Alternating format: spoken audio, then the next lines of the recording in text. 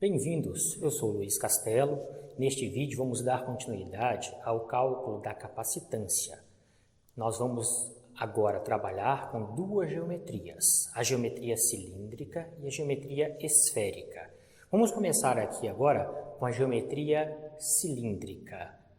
Gente, um capacitor cilíndrico, coloquei aqui ele de lado para a gente, são, como sempre, dois condutores, uma casca externa, essa verde, e uma casca interna, esta amarela, e no meio das duas, entre as duas aqui, eu tenho um dielétrico. A gente está olhando agora para este mesmo capacitor, só que de frente, olhando a tampa dele.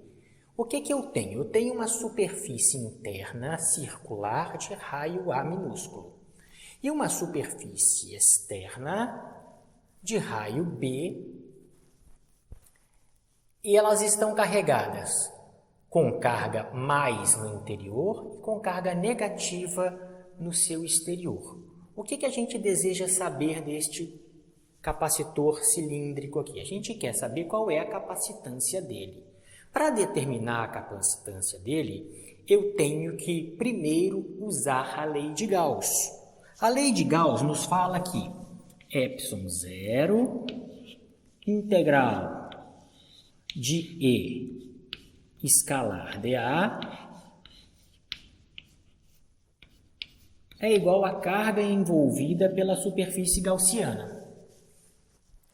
Se aqui dentro a carga é positiva, o que nós vamos ter é um campo que sai da positiva e vai até a negativa. Este é o nosso campo elétrico.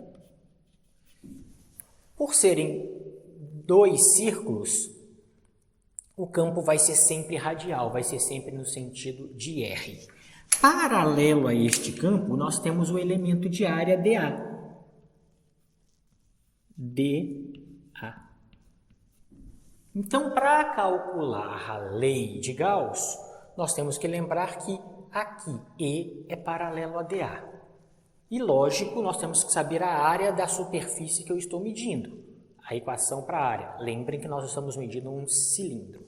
Vamos, então, pegar uma superfície gaussiana qualquer, essa branca pontilhada, por exemplo, e vamos determinar qual é o campo elétrico aqui nessa superfície gaussiana, se ela está envolvendo toda a carga do capacitor. Lembra que eu falei que a carga do capacitor é dada por uma de suas placas. Ela está envolvendo totalmente a placa mais interna do capacitor cilíndrico. Assim, o que nos resta é abrir este produto escalar.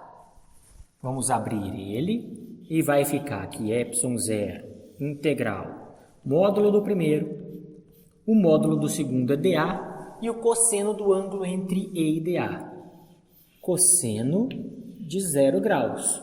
Cosseno de 0 porque E e dA são paralelos aqui dentro. Vamos colocar aqui o módulo do segundo, que eu já tinha falado. dA é igual a carga envolvida pela minha superfície gaussiana.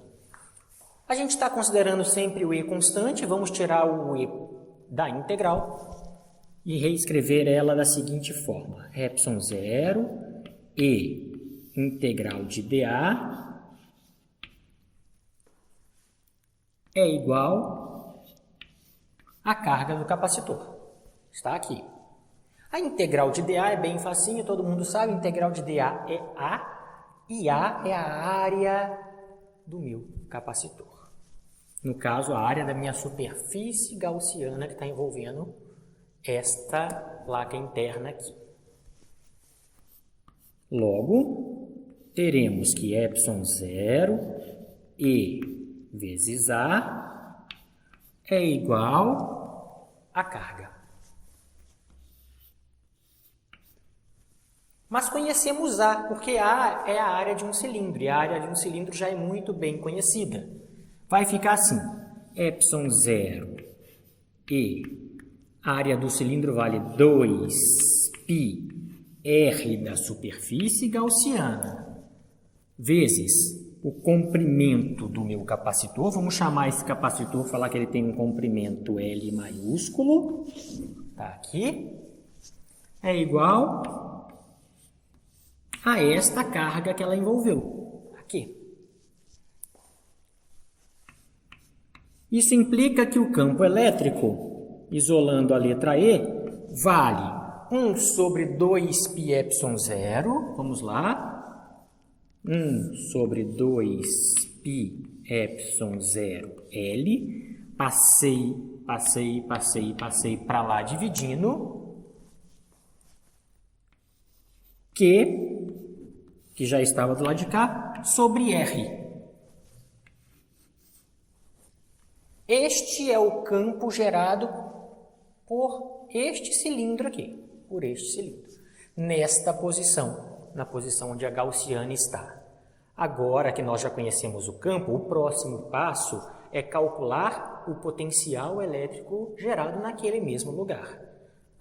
Na verdade, o que a gente quer é a diferença de potencial daqui até aqui. Mas para isso eu precisava conhecer como o campo elétrico se comporta. Determinado o campo elétrico, nós vamos determinar a diferença de potencial, que por razões históricas nós chamamos de V e não de ΔV quando trabalhamos com capacitores. Todo livro, ou quase todo livro, vai trabalhar com aquilo ali.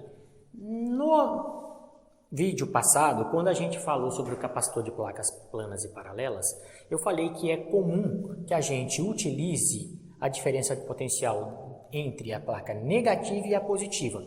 Isso não é obrigatório. Eu vou fazer ao contrário só para mostrar que isso não é obrigatório. Então, nós vamos fazer a diferença de potencial entre a carga mais e a carga menos. Na placa com carga mais, ela tem raio A. Então, ela vai sair desde A até B para calcular a diferença de potencial. Então, desde A até B. Se eu desenhar tudo correto, a geometria correta, eu posso usar da positiva para a negativa sem problema algum. Aquilo ali é igual a E escalar ds. E escalar ds. Vamos substituir os valores ali e vamos tentar entender quem é aquele E escalar ds. Esse aqui é a parte importante para que eu possa usar a ordem que eu quiser aqui nos limites de integração. Vamos lá que a gente vai tentar explicar esse E escalar ds. A gente já conhece o E, lembrem disso. Então, se eu olhar para esta parte apenas, eu posso abrir ela em módulo de um produto escalar, que vai ficar E ds cosseno do ângulo entre E e ds. É isso que a gente vai fazer aqui. Abrir aquele produto escalar. Tudo bem, mas vamos ver aqui. ds, a gente pediu para que considerasse como sendo o caminho desde a negativa até a positiva. É uma integral de caminho. E a gente pede para calcular daqui para cá. Então, este aqui seria o meu ds. Nota que se eu escolhi daqui para cá, voltando, a gente sempre vai escolher um caminho da placa negativa para a positiva. Sempre. Isso está em qualquer livro e pede para que a gente use essa notação. Só que eu agora escolhi que eu queria medir desde a positiva até a negativa. Na verdade, eu estou escolhendo este pedaço aqui. Deixa só eu trocar de cor. Este pedaço aqui, eu estou saindo daqui e vindo para cá. Em cima do raio. Então, vamos chamar esse pedaço bem pequeno aqui de dr. Notem vocês que tanto faz. Só que dr é o negativo de ds. E eu vou escolher dr por quê? Porque aparece um R aqui. Então, este caminho depende do raio. essa distância é dependente do raio. Como ela depende do raio? Se eu escolhesse daqui para cá, eu ia chamar de positivo, mas ela está andando em cima do raio e eu escolhi o caminho contrário do adotado normalmente. Então, vai sair em sentido negativo em relação ao que eu deveria ter escolhido. O que a gente diz sobre isso? A gente fala que o ds é a mesma coisa que menos dr. O caminho é o mesmo, só que com sinal trocado, em relação àquilo que é convencionado. Então, vamos lá. Substituir tudo aquilo agora naquela equação e vamos ver o que acontece. Vai ficar assim.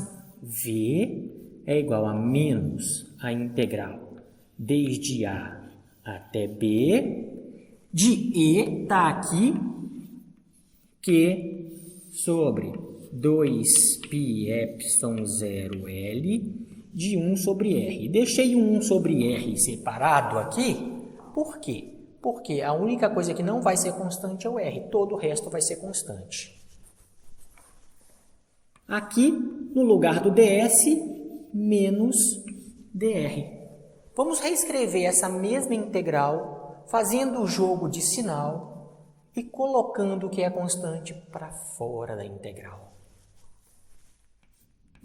Vai nos dar que V é igual a Q sobre 2πε0L integral de 1 sobre R dr, desde A até B.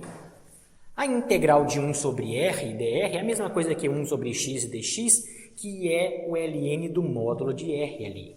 Então, vamos substituir isso. Vai ficar Q sobre 2πε0 L ln do módulo de R desde A até B. Substitui o de cima menos o de baixo. O potencial vai ser dado por Q sobre 2πε0L, que multiplica ln de B, o de cima, menos o de baixo, ln de A.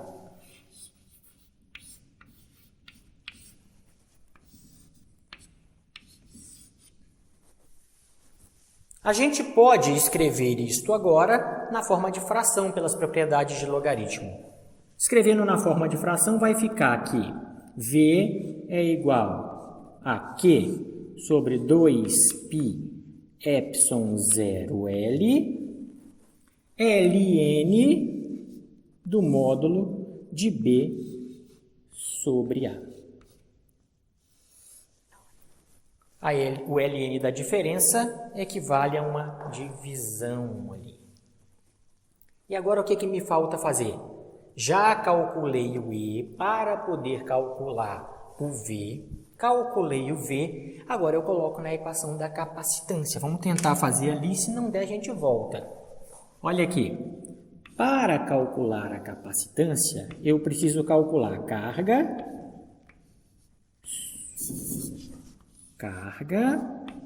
sobre a diferença de potencial. Só colocar este termo aqui embaixo, cortar o que for preciso e a gente chega na equação correta. Então, a capacitância vai ser dada por Q sobre todo este termo. 2Q de novo sobre 2πε0L ln de B sobre A. O que eu fiz? Apenas troquei V por quanto a gente encontrou. Agora eu vejo que isso aqui é uma divisão de fração, corto esses dois, mantenho a de cima e multiplico pela de baixo invertida. Tudo isso vai me dar então aqui, ó, que a capacitância é igual a 2πε0 Epsilon zero foi para cima por causa da divisão de fração. Vamos passar o L para cima também. L sobre o ln do módulo de B sobre A. Esta é a capacitância de um capacitor cilíndrico. Notem, o que a gente falou antes tem que ser válido para todos os capacitores e aconteceu aqui de aparecer apenas constantes e geometria. Olha, constante, constante, constante. L é da geometria do capacitor, é o tamanho dele. B e A são os raios das cascas dos capacitores. Deu certinho o que a gente queria. Encontramos a capacitância de um capacitor cilíndrico apenas em função da sua geometria. O que nós vamos fazer agora é apagar todo o quadro e calcular a capacitância de um capacitor esférico. Vai ser o mesmo tratamento, só que vai aparecer outros termos geométricos em um outro formato aqui. Vamos lá, vamos apagar o quadro e começar o esférico.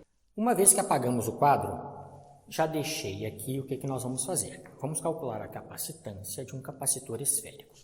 Suponhamos que essas duas coisas aqui são duas esféricas concêntricas.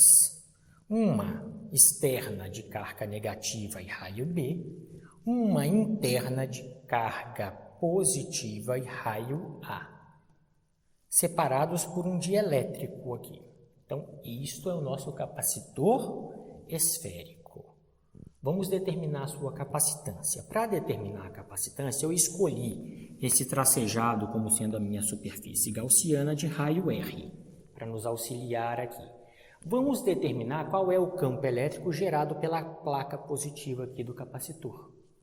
Para isso, usamos a lei de Gauss, que nos diz que epsilon zero integral de E escalar dA é igual à carga envolvida pela superfície gaussiana. Notem que são esferas os dois. Se as duas são esferas, ela vai gerar um campo elétrico de afastamento desde a positiva até a negativa. E, na mesma direção do campo elétrico, eu tenho um elemento de área dessa esfera interior, que é o meu dA.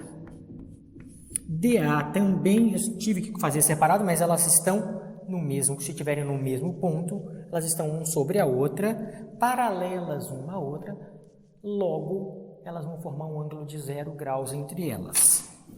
Vamos abrir este produto escalar. Este produto escalar nos diz que E escalar dA é igual a módulo de E, módulo do dA, que eu vou colocar por último, cosseno do ângulo entre E e dA.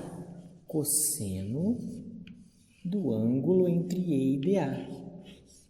Mas o ângulo entre E e dA é de 0 graus, porque eles são paralelos aqui, uma à outra. Cosseno de 0 vale 1, eu posso trocar tudo isso por EdA. E vamos fazer isso. Vai ficar aqui epsilon zero integral de E dA é igual à carga envolvida. O E constante, ele vem aqui para fora da integral e vai ficar aqui epsilon zero E integral de dA é igual à carga envolvida. A integral de dA a gente já sabe, vale A. Epsilon zero E vezes A é igual a carga envolvida. Este A é a área da minha esfera gaussiana.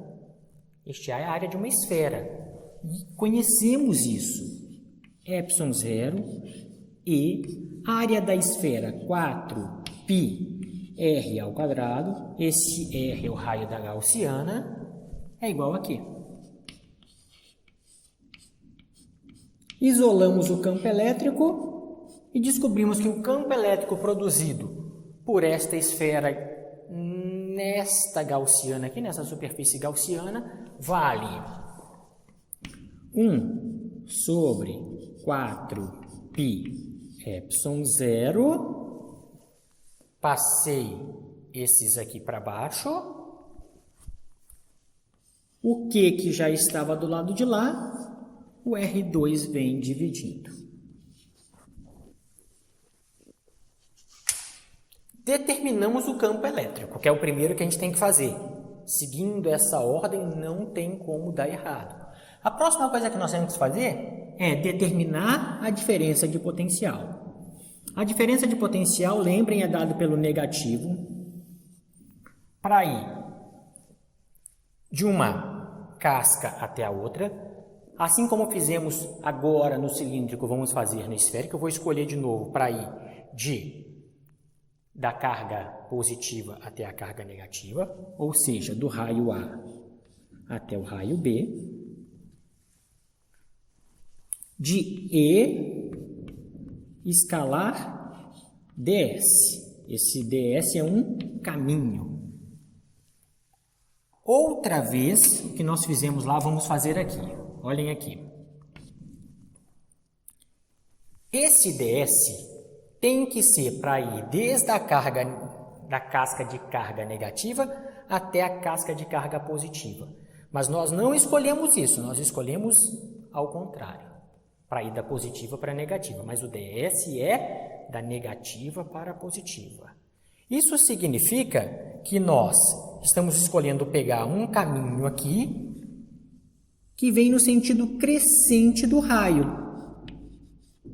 De novo, raio e ds são a mesma coisa, só que apontando para lados diferentes.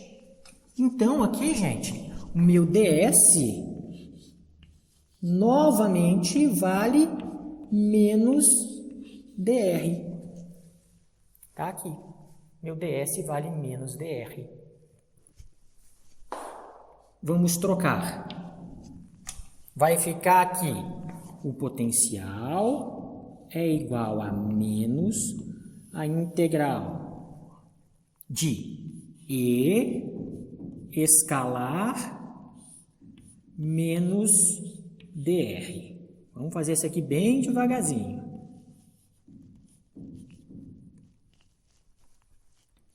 Desde A até B. Faço o jogo de sinal, vai ficar que V é igual a integral, porque menos com menos dá mais, desde A até B, de E escalar dr. Só que se vocês olharem na figura, E e dr, os dois estão em cima do raio, eles são paralelos. Abrindo este produto escalar, eu vou ter que o módulo de E escalar dr vale E, cosseno do ângulo entre E e dr, se eles são paralelos, vale 0 graus, dr. Agora eu vou substituir tudo ali. Tudo o quê? O valor do campo aqui. O cosseno vai sumir, porque cosseno de 0 vale 1, não vou colocar, e reescrevo a equação. Fica, potencial é igual a integral de A até B, vou escrever assim, ó, Q sobre 4π epsilon 0, Q sobre 4π epsilon 0, 1 sobre R ao quadrado, dr. O cosseno não coloquei porque cosseno de 0 é 1. 1 na multiplicação não me adianta nada, vai dar o mesmo valor. Deixa lá. Tudo que é constante, ou seja, tudo que não tem R, sai da integral e reescrevemos aqui. Que o potencial vai ser dado pela carga dividido por 4π epsilon 0, integral desde A até B de 1 sobre R ao quadrado dr. Essa integral também não é difícil, treinem ela, se precisar façam uma folha separada. Eu vou colocar só o resultado delas. Integrais, quando forem mais complicadas, a gente pode até desenvolver o cálculo dela aqui. Essas integrais mais fáceis, façam vocês. Pega o papel, faz a integral para nunca mais esquecer. Essa não é complicada. Ficará aqui, V é igual a Q sobre 4π epsilon 0, que multiplica o resultado da integral. O resultado da integral vai me dar menos 1 sobre R. Desde A até B. Para sumir com esse sinal de menos daqui, para eu não ficar carregando ele, o que eu posso fazer? Trocar os limites de integração. O potencial é igual a Q sobre 4π epsilon 0 de 1 sobre R, valendo aqui, ó, desde B até A agora. Eu troquei os limites de integração para que esse sinal viesse a ser positivo. A gente substitui a de cima menos a de baixo e calcula qual é o potencial. O potencial vai me dar Q sobre 4π epsilon 0, a de cima 1 sobre A, menos a de baixo 1 sobre B. Posso achar um múltiplo comum entre eles aqui? Vou achar e vamos escrever isso aqui de uma maneira diferente. Vai ficar aqui V é igual a Q sobre 4π epsilon 0. Um múltiplo comum é só multiplicar um pelo outro. A, B, divide pelo de baixo e multiplica pelo de cima. Vai sobrar B aqui, menos A aqui. Então, este é o potencial dado por este sistema aqui, que são duas esferas concêntricas separadas por um dielétrico. Nos resta calcular qual é a capacitância. Eu vou apagar essa folha do quadro aqui e a gente vai calcular a capacitância aqui para não ficar muito lá embaixo. Para calcular a capacitância, a equação é que capacitância vale Q sobre V. Capacitância vale Q sobre V. Substitui o V que a gente encontrou, só isso e mais nada agora, hein? A capacitância é igual a Q sobre Q sobre 4π epsilon 0, B menos A sobre A vezes B.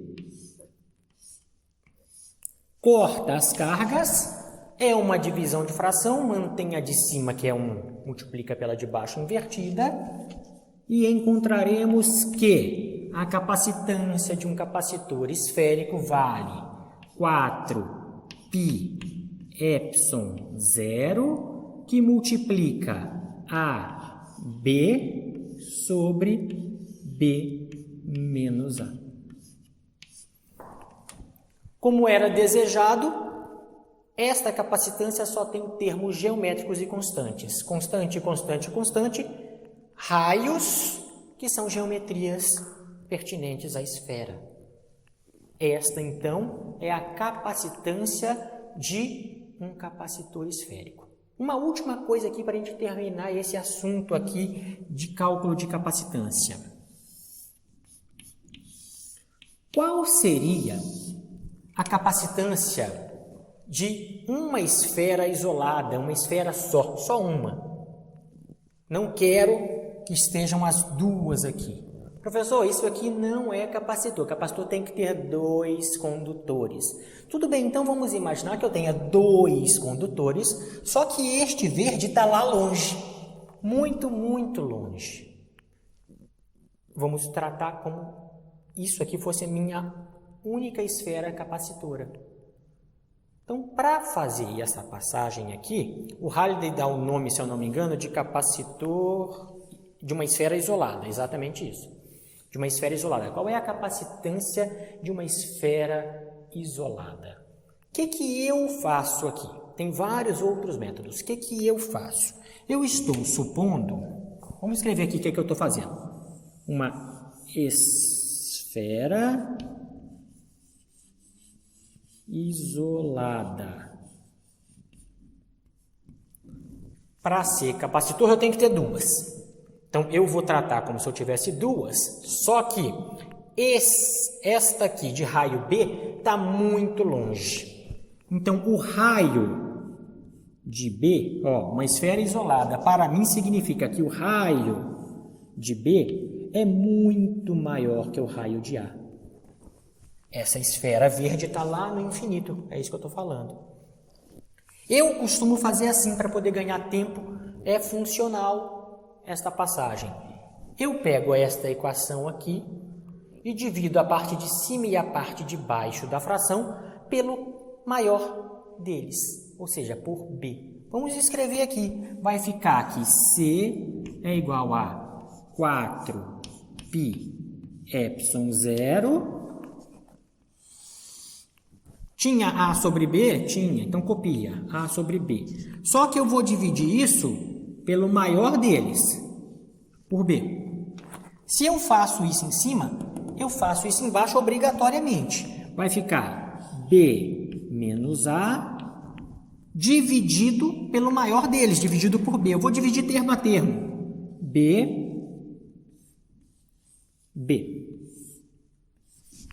Vou melhorar aqui.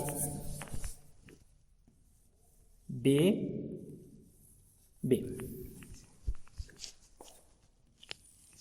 Vamos ver o que deu aqui? Olha aqui. B em cima, B embaixo. B dividido por B dá 1. E A dividido por B, esse B é gigante. Eu estou dividindo um número finito por um número praticamente infinito, por um número gigantesco. Esse termo é praticamente zero.